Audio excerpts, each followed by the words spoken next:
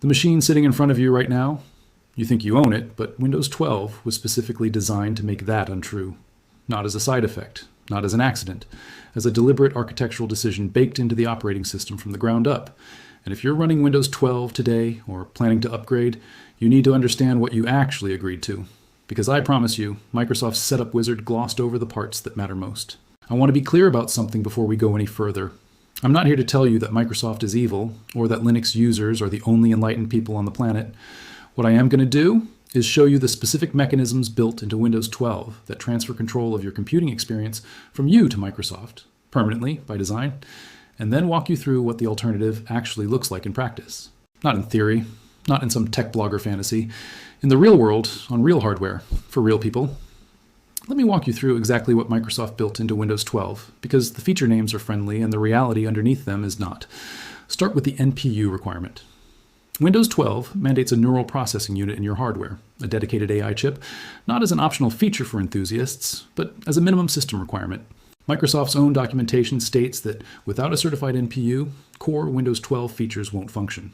On the surface, that sounds like a hardware upgrade story. Dig one layer deeper, and you realize what it actually is. An architectural guarantee that your machine can run AI inference locally, continuously, in the background, without interrupting your workflow. And here's what that means in practice. Your system now has the dedicated processing headroom to analyze your activity, what you're typing, what applications you're using, what documents you're opening, without you noticing any slowdown. That's not a conspiracy theory.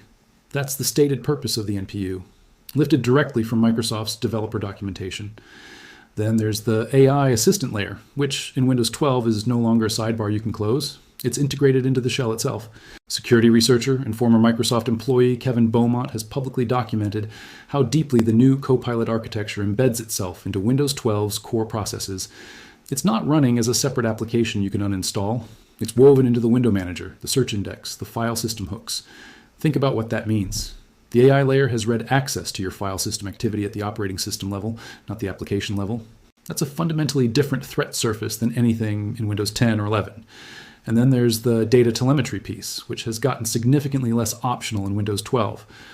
Electronic Frontier Foundation researchers noted in their analysis that the Windows 12 privacy settings panel presents what looks like meaningful choice, toggles, sliders, opt-out buttons, but that several data streams are classified as required diagnostic data and cannot be disabled through the settings UI.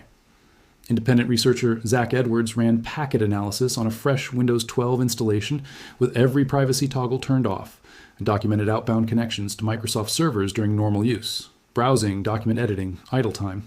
The data payloads are encrypted, so their exact contents aren't publicly verifiable, but the connections are consistent and regular. Now translate that into something concrete. What you're typing into documents, what you're searching on your own machine, what files you're accessing, and when, all of that feeds into a behavioral model that Windows 12 is actively building about you locally, with the stated goal of making Copilot more useful over time. The UK Information Commissioner's Office issued guidance in late 2024 warning businesses to carefully evaluate Windows 12's data handling before enterprise deployment.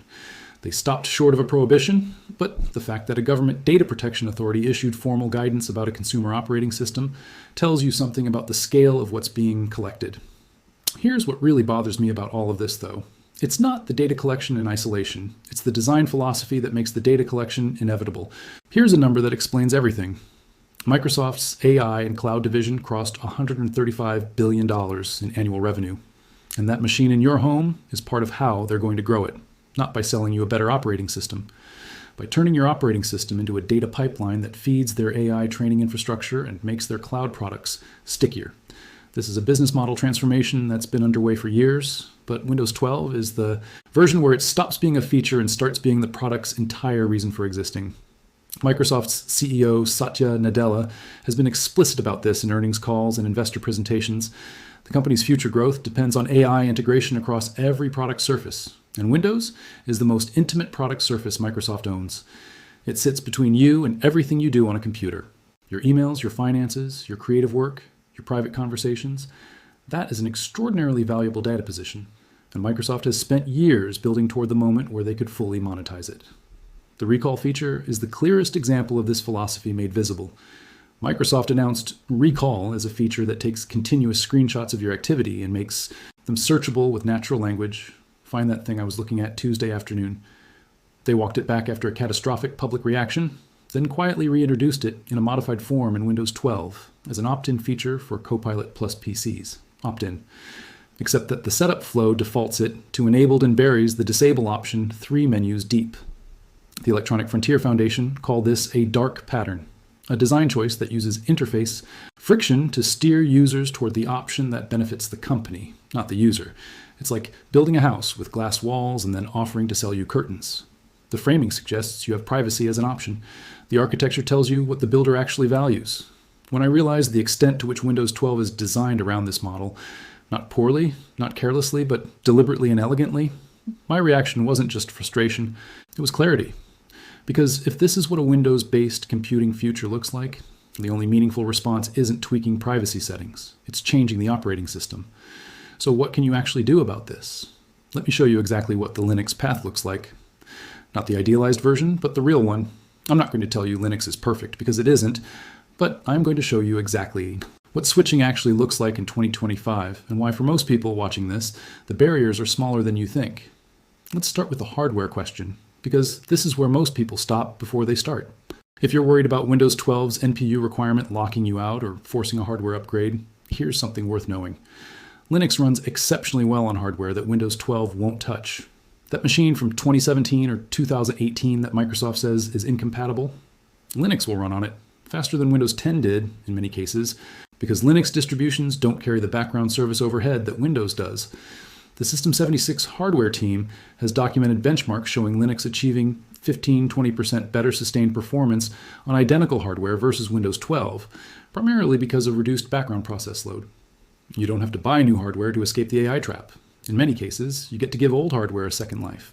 Now let's talk about which Linux distribution actually makes sense for someone coming from Windows.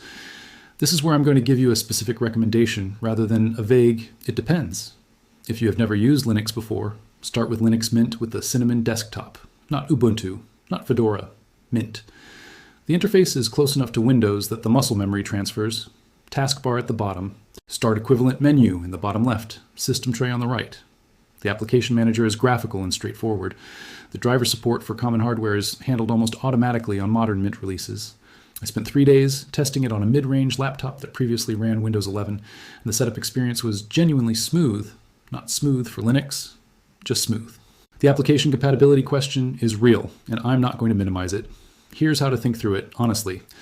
If your daily workflow involves a browser, email, documents, spreadsheets, video playback, and communication apps, you lose nothing meaningful switching to Linux. Firefox, Chromium, Thunderbird, LibreOffice, VLC, Slack, Discord, Zoom, all run natively on Linux. The gap closes further when you factor in that most productivity tools have moved to web-based interfaces anyway. Notion, Figma in the browser, Google Workspace, Microsoft 365 in the browser, all of these work exactly the same on Linux as on Windows because they're running in Chrome or Firefox. The harder cases are specific professional software and gaming. If you depend on Adobe Creative Suite, Photoshop, Premiere, After Effects, you're looking at either keeping a Windows machine for those tasks or exploring alternatives. GIMP and Darktable handle a significant portion of what Photoshop does for non-professional use. DaVinci Resolve, which is free and genuinely professional grade, runs natively on Linux and is used in actual film production. But I'm not going to tell you GIMP is Photoshop because it isn't. Know your workflow before you make the switch, and be honest with yourself about where the gaps would fall. For gaming, the story has changed dramatically. Valve's Proton compatibility layer, which is built into Steam on Linux, now runs thousands of Windows games without modification. ProtonDB, a community tracking database, shows compatibility ratings for individual titles. AAA games with anti-cheat systems remain the weakest spot, but for single-player gaming and a significant portion of multiplayer titles, Linux gaming is viable in a way it simply wasn't 3 or 4 years ago. Here's the practical migration path I'd suggest. Don't delete Windows first. Install Linux Mint to a USB drive using Rufus on Windows or Etcher. Both are free. The process takes about 15 minutes. And boot into the live environment without installing anything. Use it for a day. Open your browser, connect to your Wi-Fi. Find your files if you plug in an external drive. Get a feel for whether the interface makes sense to you. If it does, run the installer alongside Windows in a dual boot configuration. Keep Windows on a separate partition for the first 60 days. Use Linux as your primary system. Fall back to Windows only when you genuinely have to. Track those moments. After 60 days, most people find they've barely touched Windows. And that gives you the information you need to make a permanent decision. Before we go further, a note about who this approach might not be right for. If you're in a corporate environment where IT administers your machine, this conversation is largely academic. You don't control your operating system regardless of what's on it, and Linux migration is an IT-level decision. If you depend on highly specialized vertical software, certain CAD tools, medical imaging software, proprietary industry platforms, check Linux compatibility before you commit. And if you're a heavy Microsoft 365 user in a collaborative enterprise context, the browser-based versions of those tools work fine on Linux, but the native desktop clients do not exist. Factor that in honestly. This is about finding the right fit for your actual workflow, not about ideological purity. There's a phrase that keeps coming back to me every time I sit down at a computer running Linux. I am the administrator here, not a guest. That distinction matters more than it might sound at first. When you're running Windows 12, Microsoft has made a series of decisions about what your computer does, what data it sends, what features it runs in the background, and how much of that you can actually change. And those decisions were made in the interest of Microsoft's business model, not your preferences. You can push back against some of them by digging into privacy settings, disabling telemetry services through the registry, using third-party tools to kill background processes, and those things help. But you're playing defense on an operating system that's architecturally designed to resist you. The defaults reset, updates restore settings. New features arrive, pre-enabled.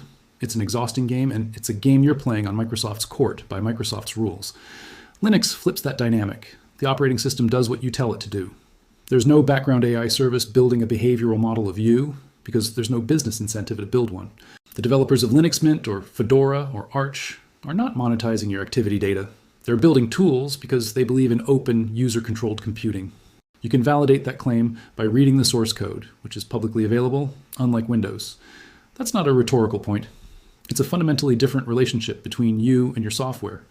You're not paranoid for caring about this. You're paying attention. The shift Microsoft is making with Windows 12 is not subtle. It's the operating system being redesigned around a business model that treats your computing behavior as a raw material. And the people who felt something was off, who noticed that Windows kept changing things back, that the AI features kept showing up despite being disabled, that the operating system felt less like a tool and more like a service with terms you didn't fully read, they were right to feel that way. There are millions of people making the same calculation right now. The Linux user base has grown every year for the past 5 years, according to StatCounter data. And the curve has accelerated in 2024 and 2025 in direct correlation with Microsoft's AI pivot.